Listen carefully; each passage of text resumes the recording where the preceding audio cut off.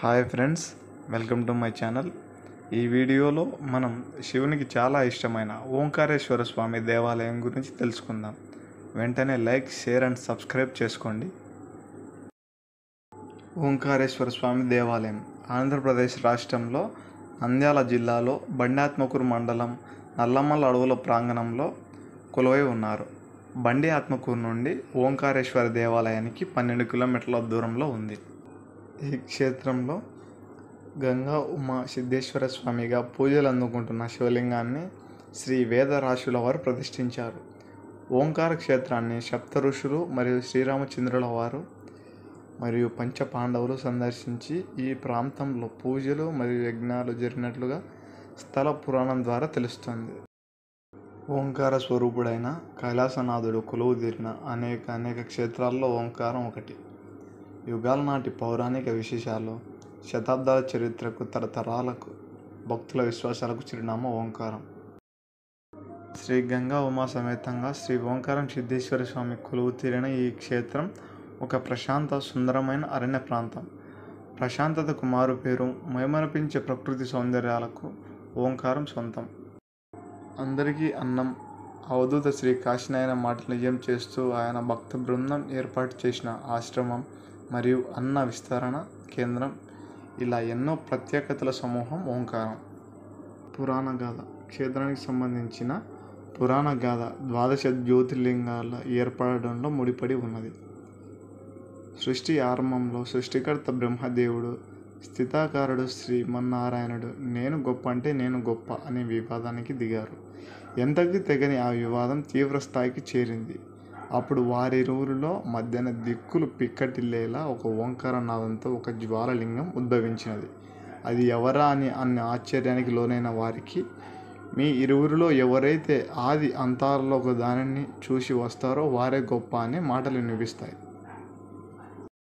బ్రహ్మ హంసరూపంలో ఊర్ధ్వ దిశగా ఎగురుతూ వెళ్ళగా, మహావిష్ణువు భూవరాహ రూపం దాల్చి భూమిని తొలుచుకుంటూ పాతాళంలోనికి వెళ్ళారు. ఎంత దూరం వెళ్ళిన ఇరువురికి ఆ లింగం ఆది అంతాలు కనుగొనలేకపోయారు. శివతత్వం బోధపడి శ్రీహరి తిరిగి వచ్చి ఓటమిని ఒప్పుకుంటారు. అహంభావానికి లొంగిపోయిన విధాత మాత్రం తాను లింగం అగ్రభాగం చూశానని తెలిపిన దానికి సాక్ష్యంగా మొగిలి పువ్వును తీసుకువచ్చారు. అసత్యం చెప్పిన విధాత మీద ఆగ్రహించిన లింగరాజు ఆయనకు భూలోకంలో ఎక్కడ ఆలయం ఉండదని, ప్రజలు ఆయనను పూజించరని, వంతుపాడిన మొగలి పువ్వు పూజకు పనికిరాదని శపించారు. ఈ ఘటన జరిగినది తొలిసారి ఓంకారనాథం ఉద్భవించినది ఇక్కడే కావడం వలన ఈ క్షేత్రానికి ఓంకారం అని పేరు వచ్చింది. నంద్యాల ప్రాంతాన్ని పాలించిన నందవంశ రాజులు ఆలయ అభివృద్ధికి ఎంతో పాటుపడ్డారని, వారి కాలంలోనే ప్రస్తుత నిర్మాణాలు జరుగుతున్నాయని అంటారు. కానీ ఇవి ధృవీకరించే శిలాశాసనాలు ప్రాంగణాల్లో కనిపించవు.